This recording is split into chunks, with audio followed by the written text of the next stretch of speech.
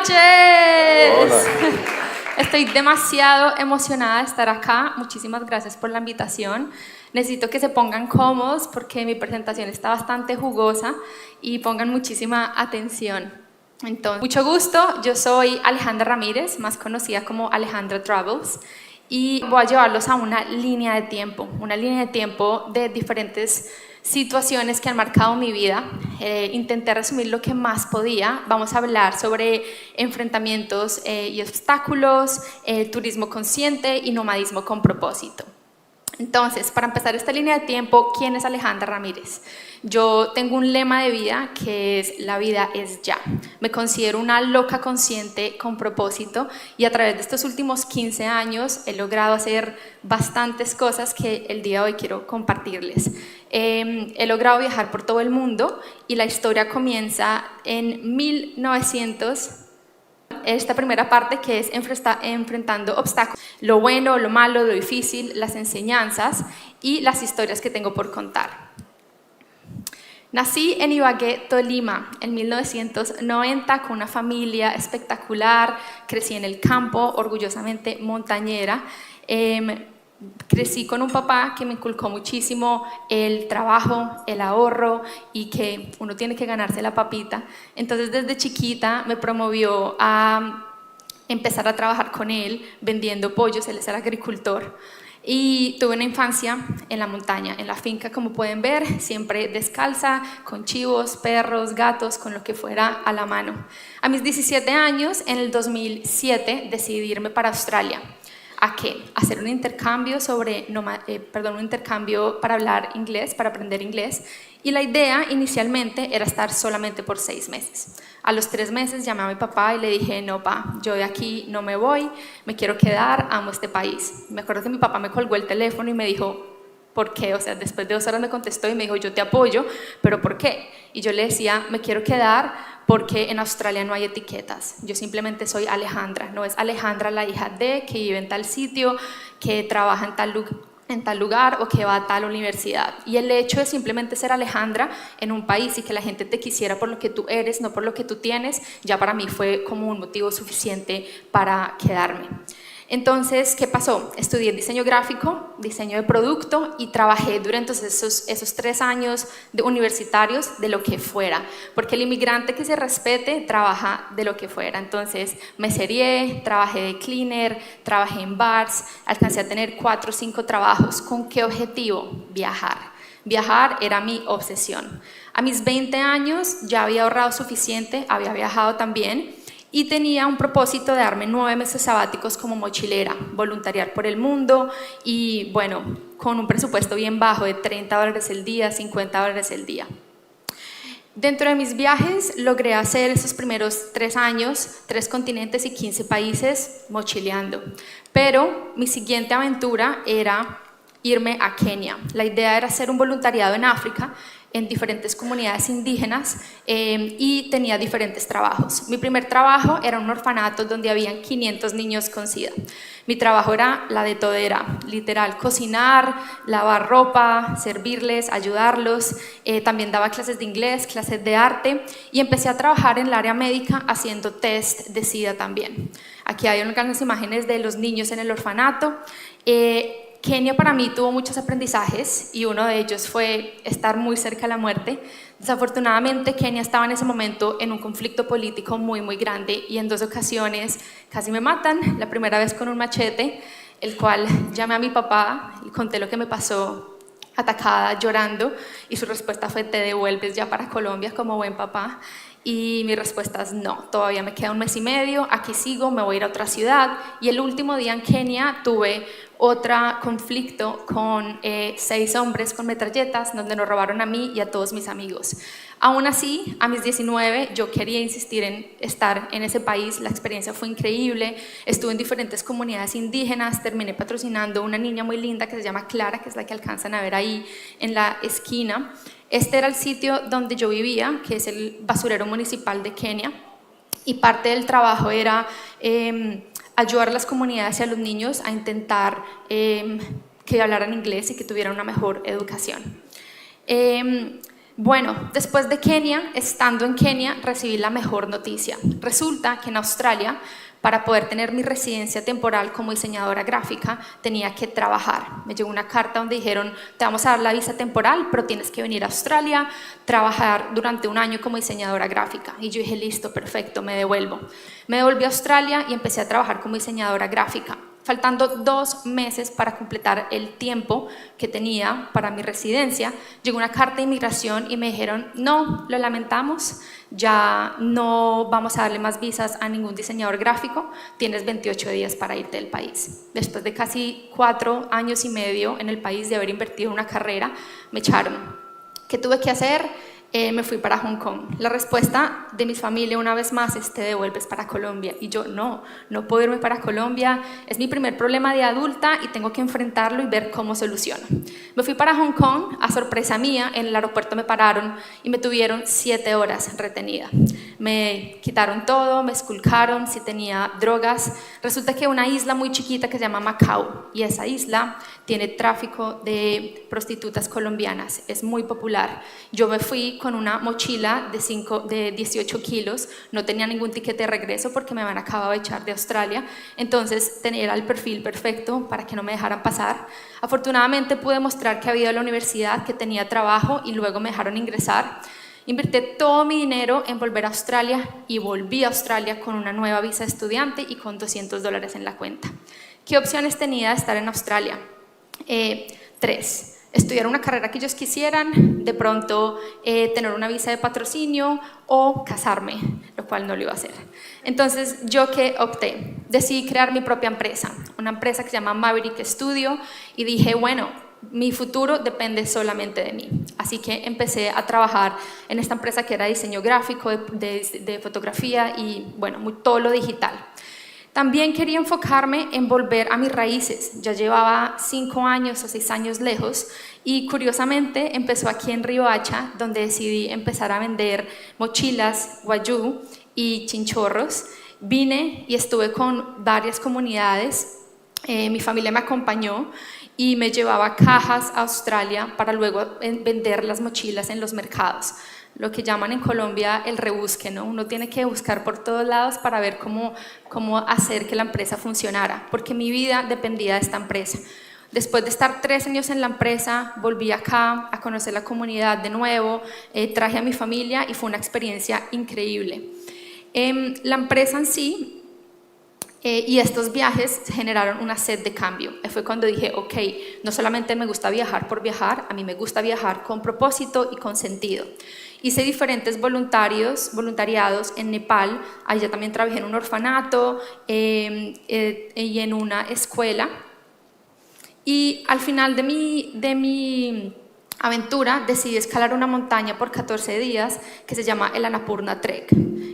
Desafortunadamente al tercer día mi guía, porque íbamos solo los dos, intentó pasar conmigo y a las 3 de la mañana, muerta del susto, cogí mi maleta y arranqué la montaña sola, sin guía, y fueron 10 días bastante duros pero emocionantes. Logré coronar cumbre, como ven allá en la esquina, llorando claramente. No fueron momentos muy, digamos que divertidos, fue chévere el sentimiento, pero hubo temor.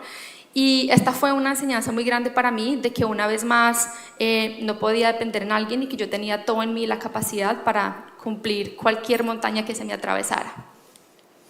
De ahí surge el turismo consciente. Ya en ese entonces había logrado viajar 40 países, ya logré 2 de las cosas más importantes que yo había luchado en Australia, que es a mis 26 años, el mismo día de mi ceremonia de ciudadanía, me dieron las llaves de mi casa, que era una tiny home sustentable, también con tanques de agua, de lluvia y paneles solares, y las 2 cosas que fueron las más complicadas me las dieron ese mismo día a mis 26 años. De ahí surge, ok, ¿y ahora qué voy a hacer? Ya siendo australiana, ya no tenía que pagar precio internacional para estudiar. Entonces dije, pues voy a estudiar a costas del gobierno porque yo no tengo que pagar. Y decidí hacer una maestría sobre turismo sostenible. Mi intención era entender cómo nosotros podemos generar impacto en nuestros viajes e intentar reducir la huella. A los 29 años completé la maestría. Y la maestría me generó dos preguntas muy importantes que surgieron a raíz de las entrevistas que hice a las personas y a la comunidad. El primer problema que la gente ve es el dinero. No hay dinero para viajar y todo el mundo se queja siempre del dinero. Y el segundo es que mucha gente viaja por escapar y no viajan por propósito. Siempre mirando esos días de vacaciones, y esos días de vacaciones a veces no tienen propósito más que de pronto emborracharse, y no entienden cuál es el contexto social, político, ambiental de los sitios donde la gente va a viajar. A raíz de la maestría yo decidí resolver dos preguntas, y la primera es el ahorro. Entonces dije, ok, voy a crear un curso de finanzas para la estructura y orden. El que sabe lo que debe, sabe lo que tiene. Mi papá siempre me lo dijo. A raíz del curso de finanzas, que es un curso chiquito, básico, para entender cuál es nuestra relación con el dinero, cuáles son los ingresos, los gastos y tener metas claras, creé mi segundo delivery, que es el libro. ¿Por qué un diario para viajeros conscientes? Después de viajar tanto tiempo me di cuenta que yo cometía muchísimos errores como viajera, como que el complejo de Salvador Blanco, que es eso que nosotros tenemos de creernos salvadores a las comunidades donde vamos. También la diferencia entre apropiación y apreciación de las culturas minoritarias. Y ahí fue cuando dije, wow, he hecho muchísimos errores en mis viajes. Quisiera tener un libro y un diario que me ayudara a crear menos impacto. Entonces, la idea del libro es encontrar un balance, ya que no podemos hacer todo perfecto. Toca entender que si quisiéramos hacer todo perfecto en la sostenibilidad, tendríamos que vivir en una montaña, desnudos, y vivir del sol y del agua, y no podemos.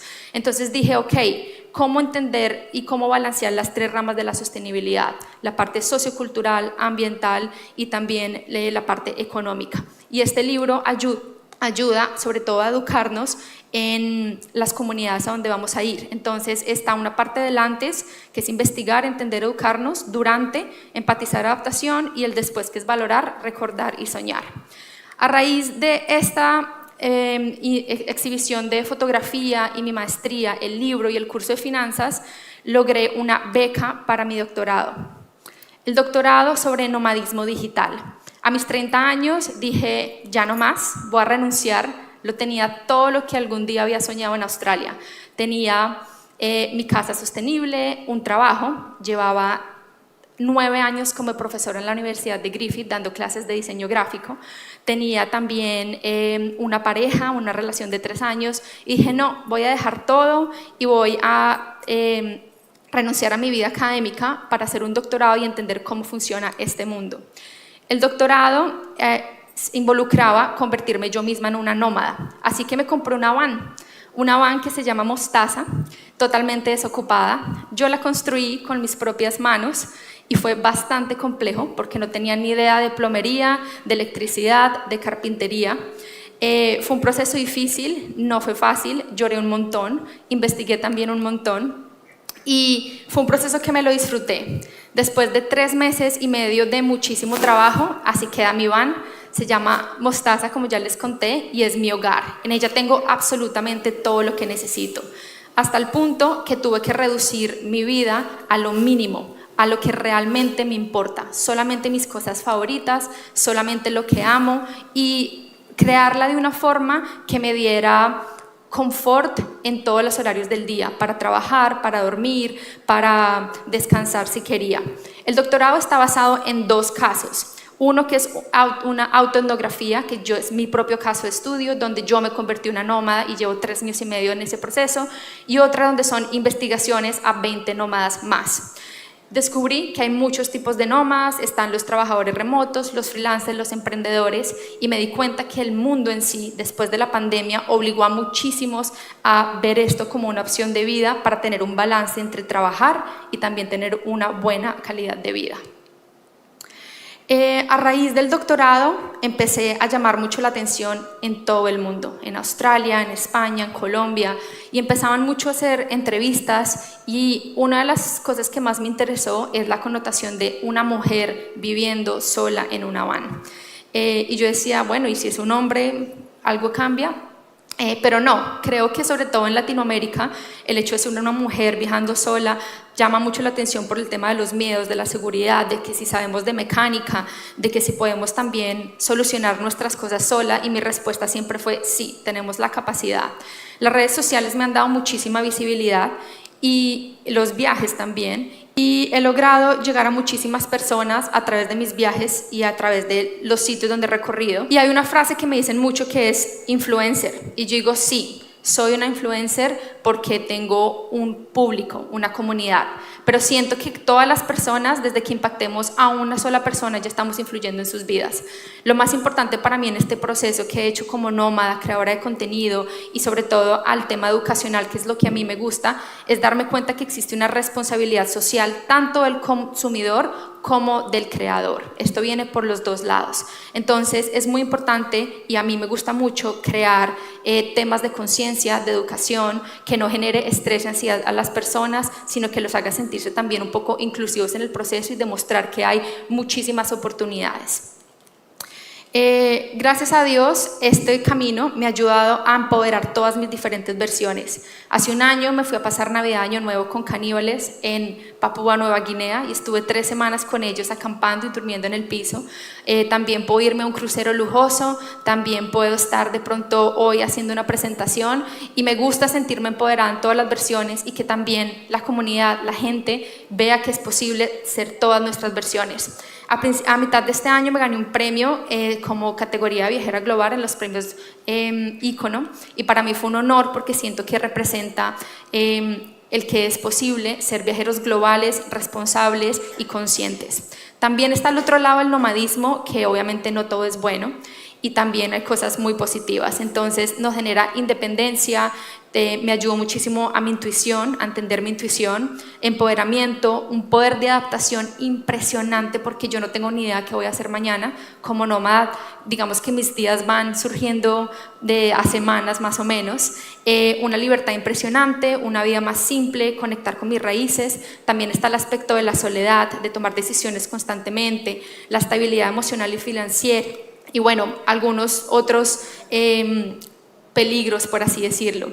Pero no cambiaría absolutamente nada, no cambiaría absolutamente nada porque en realidad el nomadismo digital me ha formado y me ha ayudado a también darle cara a que es posible tener ese balance entre una vida mucho más balanceada de trabajo y una vida que nosotros queramos de pronto compartir con otros y disfrutar. He tenido la oportunidad de empezar a hacer este tipo de charlas donde conecto todos los temas de mi trabajo como nómada y en redes sociales y siempre viene la pregunta que es, ¿ustedes les gustaría de pronto ser nómadas y tener ese balance? Mucha gente me pregunta y yo digo, toca sí o sí encontrar cómo monetizar las habilidades que nosotros tenemos y cómo volverlas digitales. Sí es posible, hay mucha gente haciéndolo. Llevo ya 3 años y medio en este proceso y siento y espero que esto sea una forma de mostrarles a todos ustedes de que sí se puede. Y ya, quería terminar con esto porque muchas veces solamente se ve la parte de arriba de la montaña, solamente se ve el éxito de las personas cuando ya lo tienen, pero no se ve el proceso y el camino. Y aunque intenté resumir muchísimo todo lo que me ha pasado, es importante que nos demos cuenta de que también es parte el merecimiento y que las cosas no son por suerte. Muchas gracias.